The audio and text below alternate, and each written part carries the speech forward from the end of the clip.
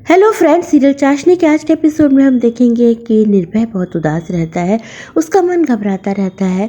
रोशनी कहती है तो बिल्कुल परेशान मत हो, दी इंक्वायरी टीम में है और बहुत जल्द तुझे इंश्योरेंस के पैसे मिल जाएंगे और उसके बाद हम दोनों अपनी नई जिंदगी की शुरुआत करेंगे।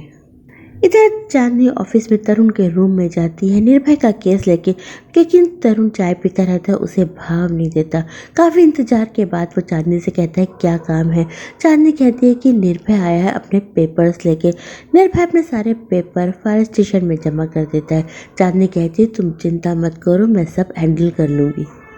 निर्भय के साथ रौनक भी आता है। चांदनी रौनक से कहती है कि थैंक यू, तुम निर्भय और मेरी बहन का इतना साथ दे रहे हो, इसके लिए बहुत बहुत थैंक यू। रोशनी घर पे रहती है। वो कहती मैं अपनी कोचिंग सेंटर जा रही हूँ। निर्भय घर पे दादी और नानी के साथ रहता है।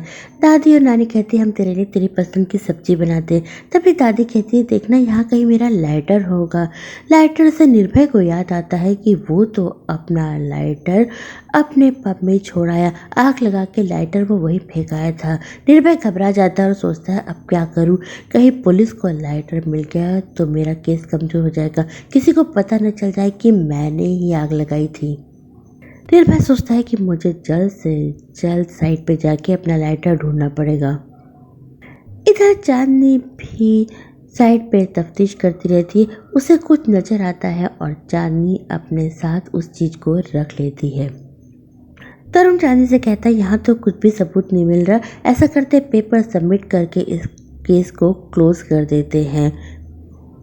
तभी निर्भय आ जाता है अपना लाइटर ढूंढने।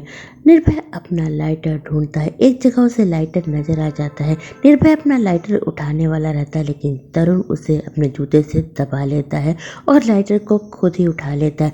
तरुण कहता है कि यहाँ पर तुम्हारा लाइटर क्या कर रहा है।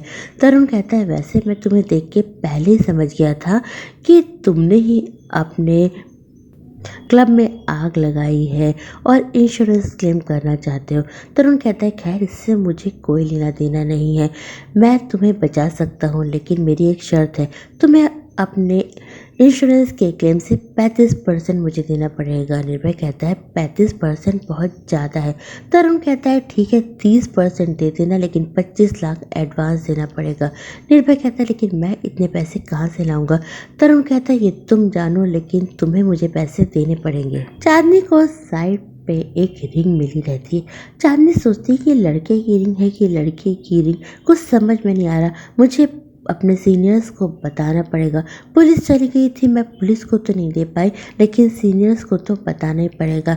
तभी तरुण चांदनी को अपने रूम में बुलाता है और कहता है निर्भय के सारे पेपर ठीक है, इसे सबमिट कर देते। चांदनी कहती है कि सर साइट में मुझे ये रिंग मिली। तरुण कहता है तुम्हें पुलिस को बताना चाहिए था। चांदनी कहती है पुलिस चली गई थी, इसलिए मैंने इसे अपने पास रख लिया। तरुण कहता है एक काम करो, ये रिंग तुम मुझे दे दो, मैं देखता हूँ कि क्या हो सकता है। तरुण चांदनी के हाथ से रिंग ले लेता है और सोचता है मुझे कुछ भी करके इस केस को क्लोज करना, आखिर मुझे निर्भय से डील जो करनी है।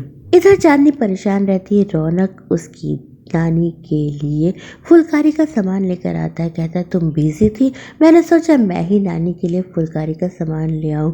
वो चांदनी से पूछता है क्या बात है, तुम परेशान लग रही हो। चांदनी कहती है हाँ थोड़ी तो परेशान हूँ, मैं तुम्हें कुछ बताना चाहती हूँ, लेकिन समझ में नहीं आ रहा तुम्हें बताऊं कि नहीं।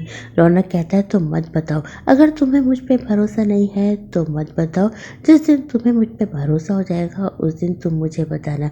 चांदनी रौनक से कहती है नहीं मुझे तुम पे पूरा भरोसा है, मैं तुम्हें बता सकती हूँ।